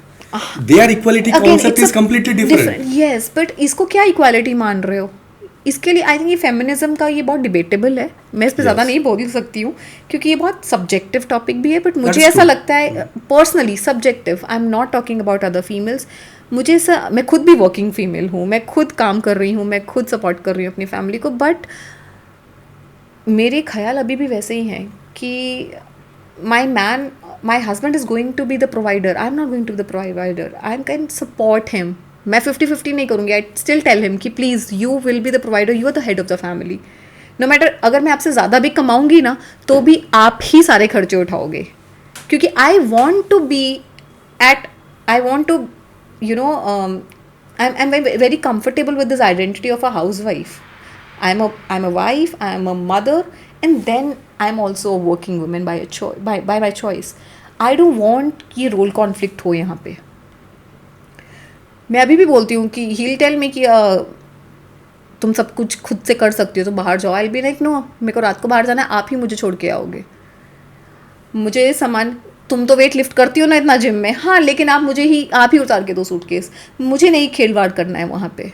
I want to protect my femininity. वो मुझे छुई मुई जैसा जो एक होता है ना फेमिनिन, वो लड़कियों में, मुझे वो इंटैक्ट रखना है अपने आप, because that is what is been given to me by the nature. I don't want to do any खिलवाड़ with that. So it became your individual choice. Yeah, it's my individual choice, and because I think because I'm quite spiritually inclined as an individual, and when I see interact with so many people on daily basis, तो वो सोचने पे मजबूर करता है. I don't want to always get into the bookish language, ये जो bookish knowledge है. I don't only thrive on the stuff which is being provided on social media कि इंस्टा पे, यूट्यूब पे ये चल रहा है, पॉडकास्ट में वो आके ये बोल के गए. कुछ अपनी ऑब्जर्वेशन भी होती है, कुछ आप चीज़ों को अपने तरीके से भी समझने की कोशिश करते हो. तो ये जो मुझे समझ में आ रहा था कि ये पूरा बहुत अच्छी बात है. फीमेल एम्पावरमेंट की बात की जाए तो आप बात करो कि हाँ, उनको एजुकेशन मिलनी चाहिए. आप बात करो कि उनके पास उनकी रिजर्व्ड राइट्स होनी चाहिए. बट ये कहाँ से बात हुई कि जो आपके अंदर इंडिविजुअलिटी नेचर ने दी थी, आपने उसी को ही ख़त्म कर दिया. और दिस इज़ वेरी जैसे thin line between asking for your rights and just being selfish. Society as a whole ही काम करेगी. You need both men and females, you need both their efforts. I can't be just talking about मेरा upper hand हो जाए और फिर ऐसे काम कहाँ करेगा. ऐसा वाला तो ये डिसबैलेंस ही है, ऐसा बैलेंस है. और ऐसे की बैलेंस की जब हम बात करते हैं तो हैंड इन हैंड होना चाहिए. अपनी जो अपने रोल हैं मैं वो प्ले करूँ, एंड मेरे पार्टनर को मैं पूरी फ्रीडम दूँ, वो अपनी रोल अच्छे से प्ले करें. and that's how you actually contribute, you know, to a society. But अपने ही सोचते जा रहे हैं, फीमेल एम्पावरमेंट की आड़ में हम सेल्फिश ही बनते जा रहे हैं, सिर्फ इट्स माई इंटरेस्ट, देन तो हो गया. Then nobody will have believe in the constitution of marriage. आप कब फेमिनिज्म की बात करते करते इतने सेल्फ सेंटर्ड हो गए कि अब आपके बच्चे देख के आपको कहते हैं कि नहीं बेबी, जो आपकी शादी में हम इतना प्रॉब्लम देख चुके, हमें नहीं शादी करनी, हमारा विश्वास ही उड़ गया. That is not what we are seeking. What is your perspective on recent institution called marriage in India? See, again, it's a very subjective perspective. I to believe in constitution of marriage a lot, and चाहिए भी progeny के लिए, but of late people they are not believing in वही ना, because everybody is so consumed in their own world. They are so much bothered about मुझे क्या चाहिए, मुझे कैसे हैप्पीनेस मिलेगी, मेरे चेकलिस्ट सब हो रही है कि नहीं. दे फॉरगॉट कि marriage is not about wife and husband, it is about a couple together, right? So because people have become so much self centric, they are losing control, and they're losing on the faith that a marriage constitution, you know, in general will have in India. And I don't see a bright future even in India for marriages. Living relationship is another issue in India, and we are very smartly copying the Western culture. I don't know that how much we are already adapted with that culture, but Indians are always adapting some Western culture but looking for an Indian flavor into it. जब हम western culture को copy कर रहे हैं यहाँ पे, वहाँ के लिविंग रिलेशनशिप को, we don't keep in that way the way they are keeping. We need an Indian flavour into it in this living relationship. क्या ये लिविंग रिलेशनशिप की इतनी जो परसेंटेज बढ़ता जा रहा है, this is also impacting after marriage effects और आफ्टर मैरिज इशूज? हमें तो चाइनीज़ भी इंडियन चाइनीज़ चाहिए ना, प्योर चाइनीज़ तो हम वो भी नहीं खा सकते हैं ना. एग्जैक्टली. तो हमें तो हर जगह इंडियन टच चाहिए, बट वो काम नहीं करेगा. आपने कहा कि इंडियंस कितने अच्छे से वेस्टर्न कल्चर को फॉलो कर रहे हैं हर जगह पे, और आप देखो वेस्टर्न बैठ के इंडियन कल्चर्स को कॉपी कर रहे हैं. तो कौन सी दिशा में जा रहे हैं हम? जो हमारी संस्कृति थी, योगा की बात अब करने लगे, योग करना है सबको. योग कहाँ से आया? वो यहाँ से आके सारे फॉरेनर्स आए, यहाँ पे सीख के गए, वहाँ पे जाके वेस्टर्नाइज योगा कर दिया, और वहाँ से कल्चर वापस ट्रैवल करके बैक इंडिया पे आया. Yes, true. ठीक है, घी नहीं खाना चाहिए, हम लोग उस पर चले गए. अब घी वाला क्लैरिफाइंग बटर करके वहाँ पे वेट लॉस प्रोडक्ट की कैटेगरी में लिस्ट में डाल दिया उन्होंने. अब हमने माना, जब ये लोग मान लेंगे ना कि नहीं ये live in marriages doesn't work, concept of true marriage जो सनातन धर्म में बताया गया है, जिस हिसाब से इंडिया में होती है, वो जब वहाँ पे जाएगा ना, तब इन लोगों को समझ आ जाएंगे. फिर कहेंगे नहीं ये देखो वेस्टर्न वाले ऐसा कर रहे हैं. ये पता नहीं क्यों साइकोलॉजी हमने वही है, अंग्रेज छोड़ तो गए, बट अपने जो वो जहर पॉइजन छोड़ के गए हैं ना वो दिमाग में, वो अभी तक लिंगर कर ही रहा है. और I am not in favor, especially for live-in relationship. Okay. Because again, you enter the relationship with having this option in mind. If it doesn't work, I know I have a window to just leave It's it. a relationship without commitment. Relationship without commitment, but you are living like a couple. आप हर चीज़ वो कर रहे हो उसके साथ जो आप अगर आप एक मैरिज में होगे तो करोगे. But people are fearful about commitment. Maybe that is the reason that. But क्या उसमें क्या डिफरेंस है? That's what I am कि just asking. कमिटमेंट क्या है? कमिटमेंट की मैं एक इंसान के साथ नहीं रह सकता हूँ. What are you trying to say? यही बात है ना, basically when you are fearing commitment is that कि मैं बहुत जल्दी बोर हो जाता हूँ. जैसे मेरे को एक कपड़ा, आप कपड़ों की बात करोगे तो सही है, खाने की बात मैं सेम खिचड़ी नहीं खा सकता हूँ, मैं सेम क्यूजिन नहीं खा सकता हूँ, मैं बोर हो जाता हूँ. बट आपने इंसान को भी वहीं पे डिस्टिल पे डाल दिया है. इंसान और कपड़ों में और खाने में और आपकी जॉब में कुछ तो फर्क होना चाहिए. आपकी समझ कहाँ जा रही है? एक नहीं तो दूसरा नहीं तो तीसरा. आप अपने ऊपर काम नहीं करेंगे, आप पैटर्न्स बदलते रहेंगे, आप अपने पार्टनर्स को बदलते रहेंगे. एंड बिलीव यू मी और not Indraneel, towards the end किसी को कोई अच्छा पार्टनर कभी नहीं मिलने वाला है, क्योंकि कोई ऐसा होगा ही नहीं जो आपके सारी चेकलिस्ट को फिल करे और आपके साथ कहीं पे कोई कमी ना हो उसको. There is nothing which is perfect. There is nothing which is perfect. But how you can make people understand this? Because everyone is asking and looking for a perfection. उनको लग रहा है कि इसमें नहीं तो उसमें सही, उसमें नहीं तो उसमें सही, and then it became scattered and cancer. So how we learned it? We have learned it through observation. We have learned it कि अच्छा सब एक्सपेरिमेंट कर रहे हैं, मुझे भी एक्सपेरिमेंट करना है. How we are going to unlearn it? The same way. We will see people not finding good mates. इन्होंने कर लिया, नहीं तो 4 लेवल में रह गया, ये 40 लेवल में रह गया, इसका कुछ नहीं हुआ, नहीं भाई फिर शादी ही कर लेनी चाहिए. वो एक कई बार होता है ना, माँ बाप बोलते हैं ना कि ठीक है एक बार ठोकर लगेगी ना तब समझ में आएगा, लगने दो कई बार ठोकर. You don't need to fix everything there and then. कभी कभी लोगों को ठोकर खा के ही समझ में आता है और लगने देनी चाहिए ठोकर. तो it is okay as long as you are clear. अगर आप इस चीज़ में बिलीव नहीं कर रहे हो और आप अपनी मैरिज को होल्ड कर पा रहे हो अच्छे से, आप बस ये कोशिश करो कि आप अपने बच्चों को वो चीज़ सिखा दो. बाकी जिसने इफ़ेक्ट होना है उसने प्रभाव मतलब उतना स्कोप दिया है कि सोसाइटी आके इतना इन्फ्लुएंस करे, वो तो होगा ही. आप कितने भी मेजर्स कर लो, अवेयरनेस बहुत अच्छे लेवल पे है, चॉइसेस सबके पास है. फ्रीडम टर्म्स एंड कंडीशंस के साथ नहीं आई थी, फ्रीडम बस आ गई. इसके साथ अगर टर्म्स एंड कंडीशंस होते तो शायद थोड़ा कंट्रोल होता, बट आ गई है तो फिर अभी इजीली एक्सेसिबल हर चीज़ हर किसी के लिए है. आई थिंक ठोकर खा के जो समझता है ना वो ज़्यादा लॉन्ग लास्टिंग लर्निंग होती है देन हम बैठ के जब समझाते हैं. So it is okay. जैसे कि आप बता रहे हैं कि आपके पास जो मेजर क्लाइंट्स आते हैं they are female and 30 to 40 age bracket में है. जब कोई मैरिड फीमेल आपके पास आते हैं, क्या आपको लगता है कि if she would have come with you along with the husband, then the session will be more effective and the importance and the impact will be multifolds in that regard? 100%. क्योंकि जब मैं फीमेल से इस बात कर रही हूँ और वो जब अपनी मैरिज को डिस्क्राइब कर रही है तो वो अपने पर्सपेक्टिव से मैरिज को डिस्क्राइब कर रही है. Yes. अब मुझे आइडेंटिफाई करना है कि मैरिज क्या है. अपना पर्सपेक्टिव मैं बनाऊंगी.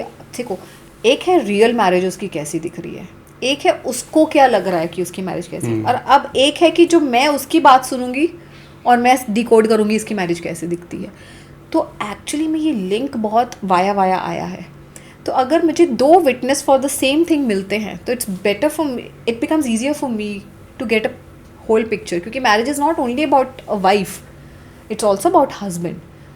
तो एक अप्रोच की एक थेरेपी अप्रोच बहुत अलग हो जाती है. एंड आई थिंक जब दोनों जगह से एफर्ट्स आ रहे हैं to make the marriage work तो रिजल्ट भी जल्दी दिखते हैं. वेयर एज कितनी बार तो ऐसा हुआ है कि फीमेल्स आती हैं, बात करते करते जब वो मेल्स के बारे में बता रही है, अपने हस्बैंड के बारे में बता रही है, तो ये पता चलता है कि यार हस्बैंड को तो एक्चुअली साइकोटिक इलनेस है, उनको साइकियाट्रिक इवैल्यूएशन की ज़रूरत है. और ये फीमेल डिप्रेशन में जा चुकी है बिकॉज एक psychotic patient was not treated for years. आप किसी साइकोटिक इंसान जो अनडाइग्नोस्ड अनट्रीटेड है, जिसको कोई ट्रीटमेंट ही नहीं मिला है, उसके साथ रहते जाओगे आप फुल्ली फंक्शनल हो गए ना, एकदम you are just in good shape and mind. उसके साथ रह के you will also become depressed. आपको भी क्लिनिकल डिप्रेशन हो जाएगा because you don't know how to cope with you are not trained to cope, how to live with a clinically depressed, clinically affected person जो mentally किसी भी चीज़ से affected. It could be bipolar, it could be multiple personality disorder, it could be schizophrenia, schizoid personality, borderline. कितना I have at least 5% cases में when I listen to what they have to say कि उनके behavioral symptoms ये ऐसे हैं, I clearly see कि they have really seriously psychotic problem है. इनको तो psychiatric evaluation की ज़रूरत है, इनको थेरेपी में मत लेके आओ, इनको साइकेट्रिस्ट के पास लेके जाओ. मैम वो थेरेपी में नहीं आ रहे, साइकेट्रिस्ट के पास कैसे जाएंगे? Now what do you do with this? इस केस में मैं कुछ नहीं कर सकती हूँ. All I have to either I just have to tell her कि एक्सेप्ट कर लो, इतने साल रह लिए तो भी, या फिर you make a choice. Because it's not easy to live with a person who is psychotically ill. In India, in present time, according to the career aspirant individuals, the age of marriage is getting delayed. Previously it was 20, 25, then it became 30, then it became 35. I'm talking about female age of marriage. Right, yeah. And then now it became up to 40 and even plus 40. I'm asking your personal perception on this. I'm not asking general thing. What is your personal perception about a female marriage age, which is the right one to make a healthy life? Because see, age is a very important factor. Acceptability, resilience, everything depends on age and getting fragile with the age as well. So, what is your personal perspective on that? What should be the right age group of a female individual as well as male? You can talk about. So, see, back then when government also had come up with this 18 and 21 ka age, they came up because biologically body supports you the maximum at that age. So, to have offsprings, that's the ideal age. And back then we didn't had that IVF का option कि we Yes, can yes. freeze eggs and all. तो females के पास अब ये option है, they can freeze their eggs, they can get pregnant whenever they want, they can have baby. So they are taking advantage of it. But when you see mentally, I think 25 to 30 is the right age. You still can work around your beliefs. You've not become very stubborn कि हाँ ये ऐसी चीज़ें ऐसी ही होनी चाहिए. Whereas this generation is very actually smart. The Gen Zs and the younger ones, they are very smart. They know what they want. They are earning good amount at a very young age. You see 18-year-old, 19-year-old actually having 70-80 lakh का turnover, yearly. So अभी financial aspect नहीं है कि मुझे settle होना. Settle तो वो लोग अभी education complete नहीं हुई है, पहले settle हो चुके हैं आजकल, right? तो बायोलॉजिकली और इमोशनली देखा जाए तो आई थिंक 25 के बियॉन्ड नहीं जाना चाहिए. You should also spend some time with your life partner ना. 40 साल के बुढ़े होके अब शादी करा रहे हो, 60-65 की लाइफ एक्सपेक्टेंसी है आपकी in general in People will India. talk about it. आप 40 साल को बुढ़े बोल रहे हो. People are saying that 50 is not even a बुढ़ा. Age is just a number. बाहर से आप कुछ भी कह लो, अंदर से बॉडी डिजेनरेट हो रही है. Every second your cells are degenerating. You will not have the zeal which you have at 25. You may look young, but do you feel young inside?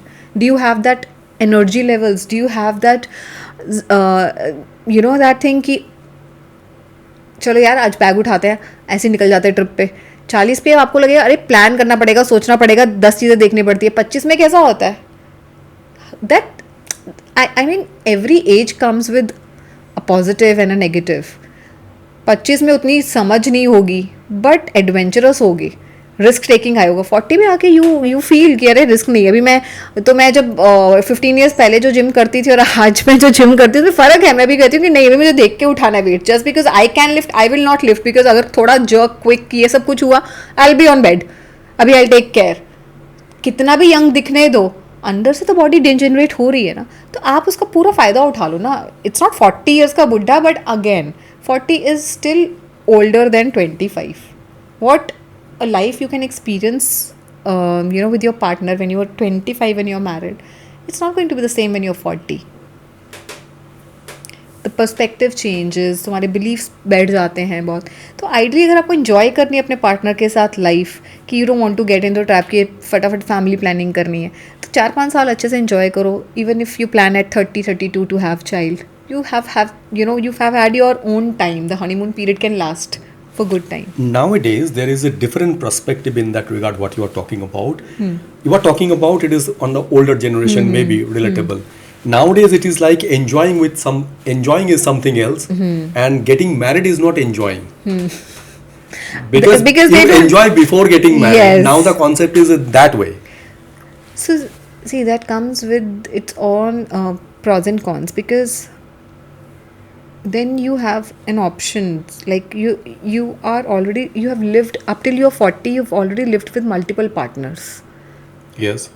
and emotionally it is so bad, because imagine you're investing every time. It's just, you think, take it as a investment in shares. कि आपने share में invest किया, आपको लगा ये मेरे को long returns देगा, फिर आपको लगा नहीं भी दिया तो भी, फिर आपने हार्ड अर्न मनी लगाया वहाँ पे, एंड फिर आपको लगा एकदम से कंपनी बंद हो गई, चला गया सब कुछ. आपने इतना इमोशनल इन्वेस्टमेंट लगाते हो, अपना टाइम, एनर्जी, एफर्ट्स, प्लान करते हो, ट्रिप्स, बर्थडेज प्लान करते हो, 4-5-6 साल अच्छा रिलेशनशिप चला, and then you leave one day की थिंकिंग कि नहीं हो रहा, फिर दूसरे रिलेशनशिप पे गए, नहीं होगा, चलो. इतना इमोशनल आप इन्वेस्ट करते हो कि बाद में जब आप बात आती है शादी की, आपके पास कुछ नहीं बचता है. देन यू लाइक बहुत देखे हैं तुम्हारे जैसे एंड यू फील कि हमने तो सब, हमें पता है लड़कों की फितरत. No you don't. हमें पता है लड़कियों की फितरत. You don't know. आपने गलत जगह इमोशनल इन्वेस्ट कर करके you don't know how to cut the cords. You are emotionally mentally still entangled to all those people who you were involved with.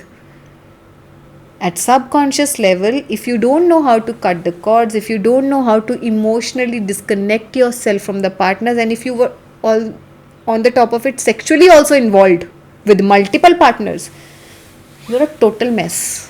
You don't know what you're carrying. Multiple personality disorder सिर्फ उस पर नहीं दिखेगा, but you are actually carrying multiple personalities with you. There's a part of each person in you, the emotional, psychological, spiritual part, which you are carrying. And then you'll be like, I have everything, but I still feel empty. I've got all the materialistic, rewards in my life, but still, I'm not happy. There's a feeling of shallowness. Of course, there will be, because you are not what you were. True identity पूरी merge हो गई है इतने parts के साथ रह के, and then you give a damn about it. It's emotionally so harmful to have multiple partners, specifically if you're sexually involved. It's just not the right. Forget about having the risk of AIDS and the sexually transmitted disease. I'm not talking about that. On psychological level, it has really deep effect. If you read about aura and if you read about chakras, you study these people and you see उनकी aura पूरी black होगी. You won't feel. बात करेंगे आके तो you'll feel drained and आपको नींद आने लग जाएगी. यार किससे बात की है? होपलेस. बाहर से सब कुछ दिख रहा है, लग्जरी लाइफ, बट बात करने का भी मन नहीं करेगा उनके साथ. So I am also a hypnotherapist. So majority of my work rely on healing, because 35-40 का ब्रैकेट में जब आ रही है, 30 से 40 के ब्रैकेट में बहुत सारे वोन्स लेके आते हैं. उनके भी रिलेशनशिप रह चुके हैं, बट नॉट उतने ज़्यादा जितने आज की जनरेशन के होते हैं. एक दो सबके ही थे, एक तो था ही मिनिमम, नहीं हो पाया, जो भी है. I think they still they are in marriage and अभी याद कर रहे हैं कि वो बेटर ही था इससे. Then I have to consciously ask them to cut the cords. You still entangled mentally and emotionally to that person. दोनों अपनी अपनी लाइफ जी रहे हैं, but you are entangled. And hypnotherapy में we do all the healing work by first decluttering, cleaning the dirt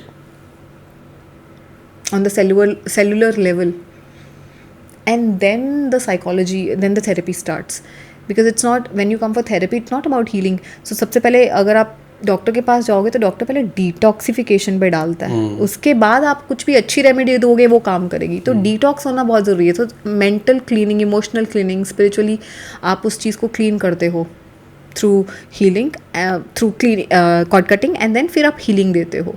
तो the reiki will come in.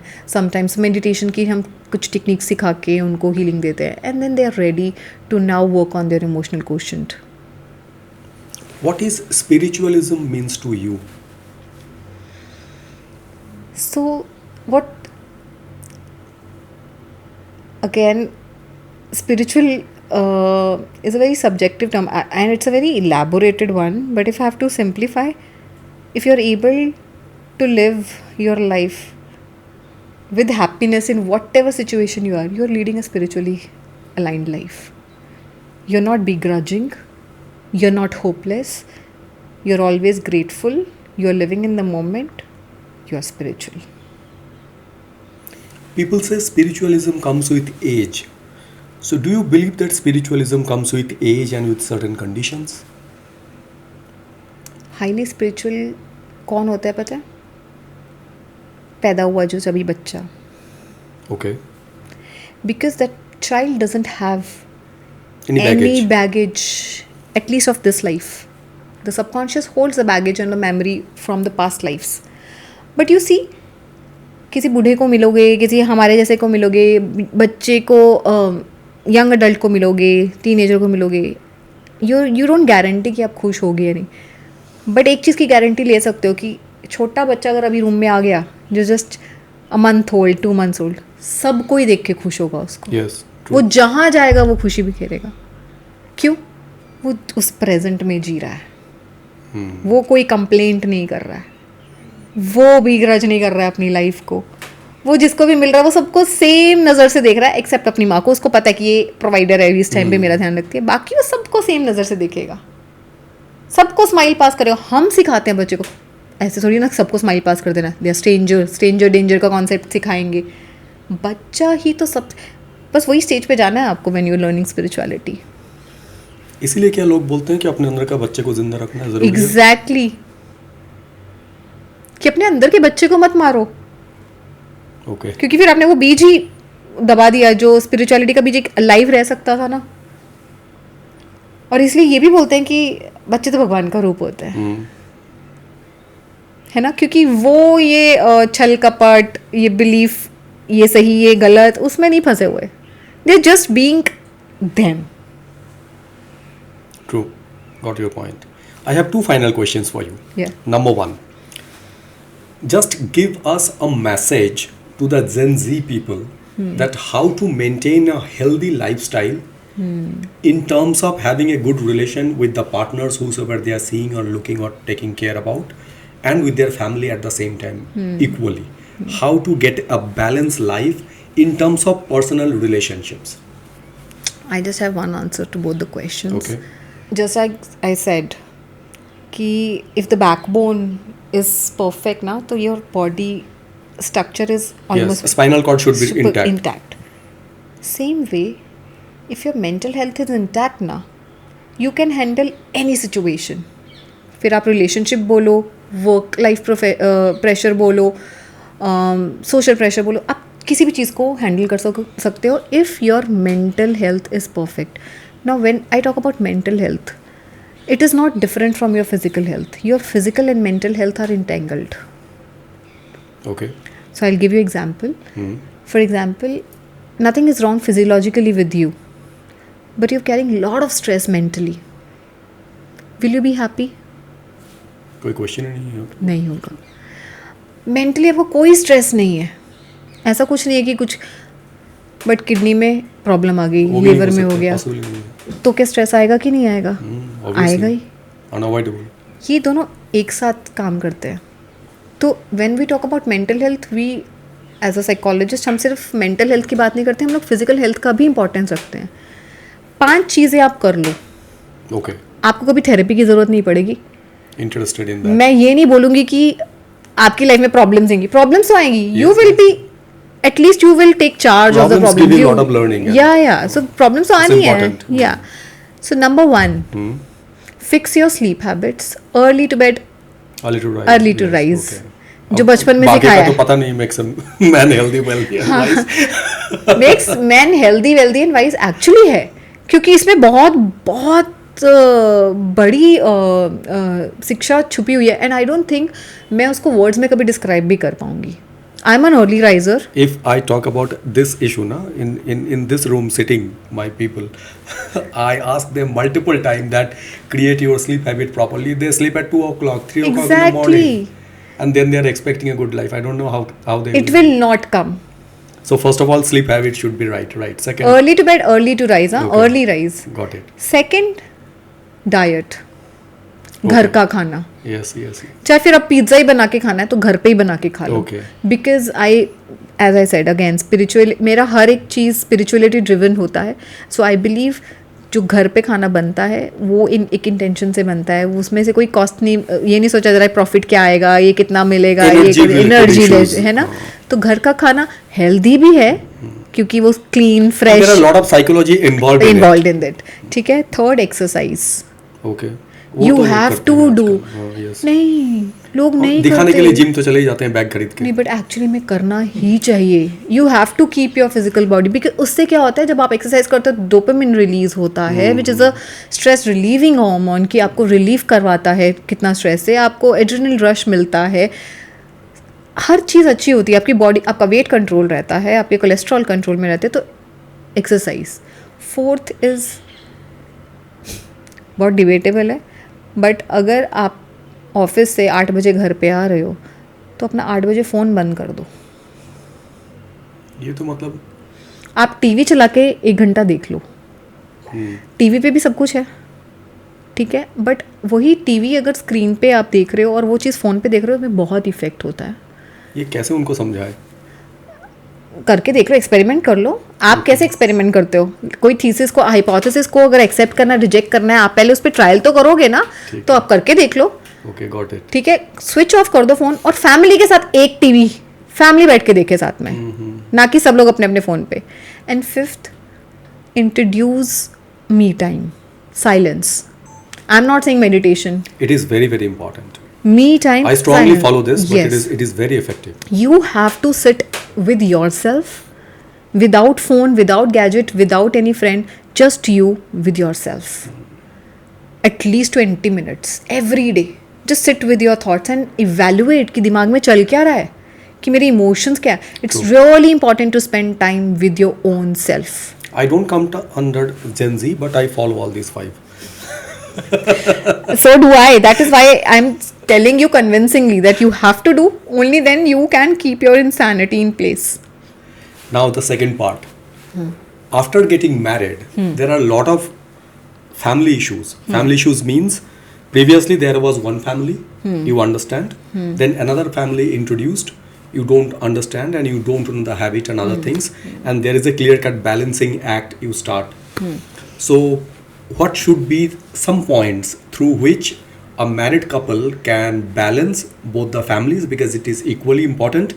At the same time, it is equally important to maintain their individual life as a married couple.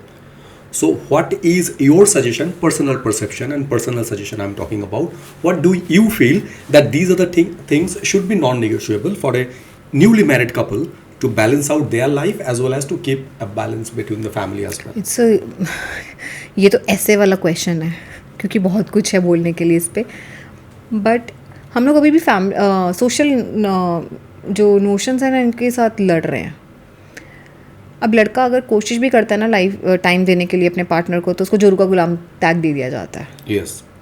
अब वो pressure में आके वो time spend करना तो चाह रहा है, वो नहीं करेगा. तो यहाँ पे कपल्स को तो आई थिंक दे नो मोर और less what they suppose to do, but the family needs an education. The concept कि आप एक इंसान के साथ नहीं, आप एक परिवार के साथ शादी करने जा रहे हो, आई थिंक ये आउटडेटेड हो गया और इसको निकाल देना चाहिए बाहर. चाहे आप एक जॉइंट फैमिली में जा रहे हो, बट आपके उस घर से रिश्ते तब तक है जब तक आप हो. मतलब आपका हस्बैंड की वजह से आपके रिश्ते हैं ना बाकियों से. हस्बैंड नहीं है तो फिर आप क्या करोगे उन बाकी सब रिश्तों का. तो इट्स इम्पॉर्टेंट कि फैमिली को ये समझ में आए कि हम लेके तो आ रहे हैं हमारे घर में बहू, लेकिन पहले वो उसकी पत्नी है, बाद में हमारी बहू है. तो और हस्बैंड को भी ये समझना चाहिए कि ये बहू बाद में है, पहले मेरी पत्नी है. And then act, then take steps. You know that you're supposed to give time to your partner. You know whatever it is, come what may. आपके बीच में इतनी अंडरस्टैंडिंग होनी चाहिए कि what आपके डिस्प्यूट्स हो ना, it remains between you. लड़कियों को भी कि अपनी माँ को फ़ोन करके नहीं बोलें कि ये हो रहा है, ये हो रहा है. एंड लड़कों को भी. लड़के एक्चुअली नहीं करते हैं, लड़कियाँ ही होती हैं जो, क्योंकि वो होल्ड नहीं कर पाती हैं ना अंदर, तो वो सास को भी बोलेंगी कि तुम्हारा बेटा ऐसा ये ऐसा ऐसा, और वो अपनी माँ को भी बोलेगी कहाँ शादी करा दी है, या फिर ये ऐसा करता है ऐसा करता है. एंड देन बाहर जाती है, और जितने ज़्यादा बाहर जाती हैं उतनी प्रॉब्लम्स और बढ़ती हैं. तो one, whatever it is between you, try to solve it between you. And if you can't, seek help from therapist. don't try to take help from friends, family या फिर relatives. No. वो बतंगर बनने की chances ज़्यादा है. क्योंकि आपको एक प्रोफेशनल अनबायस्ड ओपिनियन की ज़रूरत है. मायके वाले आपकी साइड लेंगे, ससुराल वाले अपने बेटे की साइड लेंगे, कोई भी दोनों को एक जगह पे लेके नहीं आ पाएंगे. तो आपको एक अनबायस्ड ओपिनियन की ज़रूरत है. अगर आपको लग रहा है कि आप अपने कॉन्फ्लिक्ट्स रिजॉल्व नहीं कर पा रहे, तो फ्रेंड्स और फैमिली के अंदर बताने की बजाय go and seek professional help. Number 2, time communication is the key. सिर्फ टाइम नहीं, अच्छा कम्युनिकेशन. जितना आप बात करोगे उतना आपको एक दूसरे के बारे में ज़्यादा पता चलेगा. तो बात करके ही रिजॉल्व करो. Having dialogues is very important. ये साइलेंट ट्रीटमेंट का कॉन्सेप्ट मुझे समझ में नहीं, अभी भी चलता है कि गोस्ट कर दिया.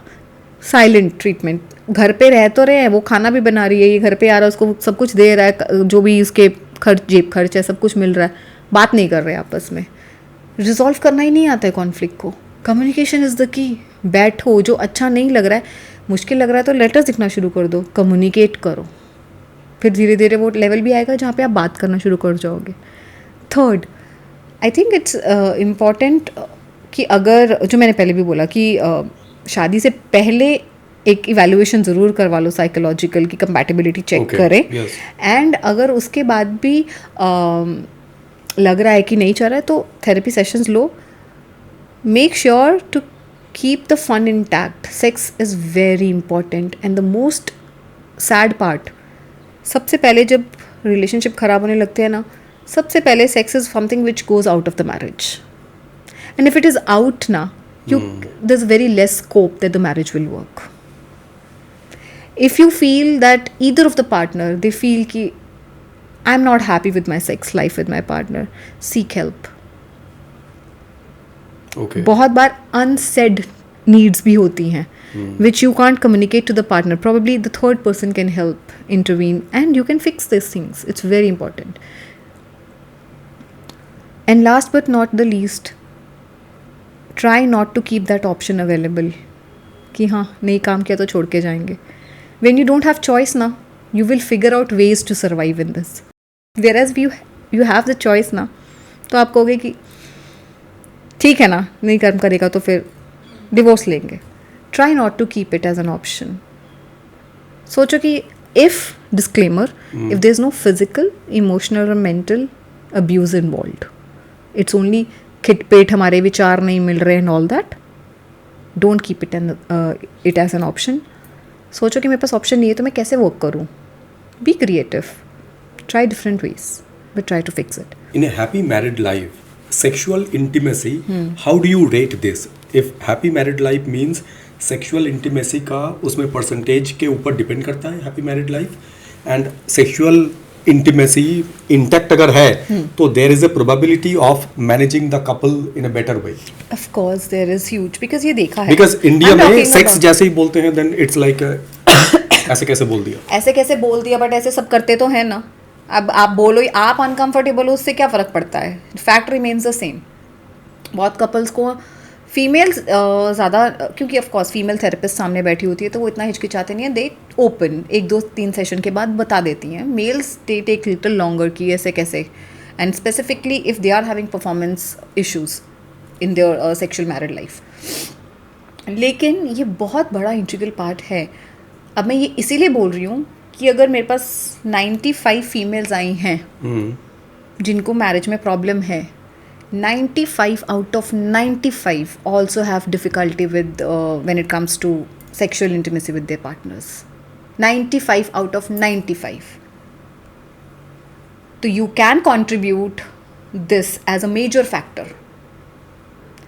Now that is why I say sexual compatibility bhi hoti hai, because everyone's need is different and you need to know what my partner is expecting out of this marriage from me. And if I think I won't be able to give that, the parameters are very, like, they are poles apart, it's better to call it off before it even begins. And their communication is the key. Of course, the communication is the key, and the therapist would know. क्योंकि अभी there's a set of questionnaire which I will give you to check your compatibility. फिर दोनों के questionnaires को हम लोग compare करते हैं, then we come to know. ऐसा नहीं है कि Okay. it's only my personal, There is a science behind there it. is science behind it, right? So I'm not talking anything subjective, it is all scientific. So definitely it's a parameter. It's a huge parameter. It's one of the biggest component. And we have seen कि बहुत सारे लोग वैसे आपको देखेंगे couples इतना झगड़ते हैं, सब कुछ करते हैं, बट थेरेपी नहीं ले रहे और छोड़ भी नहीं रहे एक दूसरे को. Deep down their sexual life is good. So come what may, वो एक दूसरे को बना लेते हैं and they are happy with each other. So it's one of the most important factor. And abhi again, the kind of females I'm catering at the age group, they didn't have multiple partners. They didn't experiment before marriage. उनके लिए तो सब कुछ यही है ना. But अब ये जनरेशन जिनके पास मल्टीपल पार्टनर्स है, जिनके मल्टीपल सेक्सुअल रिलेशंस रह चुके हैं, इनके लिए तो ये फैक्टर भी डिसॉल्व हो जाएगा. And they may start comparing. Yeah, of course they will compare. चाहे मुंह पे बोले या ना बोले, mentally they will compare. That is such a drawback. किसी के साथ आपका इमोशनल कंपैटिबिलिटी बहुत अच्छा है बट उसके साथ सेक्सुअल कंपैटिबिलिटी अच्छा नहीं. किसी का सेक्सुअल कंपैटिबिलिटी बहुत अच्छा है, इमोशनल जीरो है.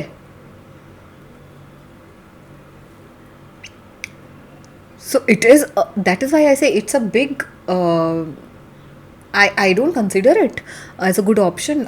Live in, ठीक है, आपका बॉयफ्रेंड है, नहीं हुआ, एक रिलेशनशिप, 2 रिलेशनशिप, बट उसके बाद you have to then seek help कि अगर मेरे 2 ही रिलेशनशिप अच्छे नहीं चले देन समथिंग इज़ रॉन्ग. मैं चेक करा लूँ मेरे साथ तो कुछ गलत नहीं है before you and up 3rd 4th 5th तक, एंड फिर फाइनली यू डिक्लेयर कि बने ही नहीं है मेरे लिए कोई सही, या तो होने ही नहीं है ये चीज़. तो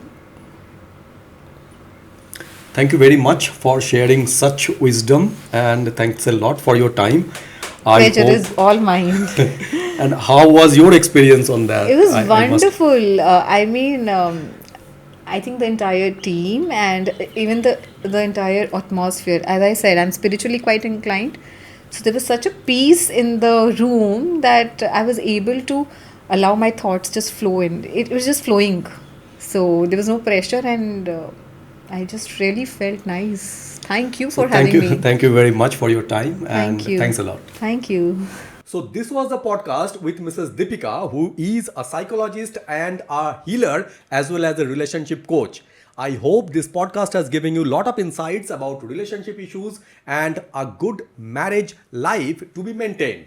So thank you very much for watching the podcast till the end, and I would like to request you to please subscribe the channel The Spotlight Beyond Profession so that you can have all the updates from our end. Thank you very much for watching again and signing it off.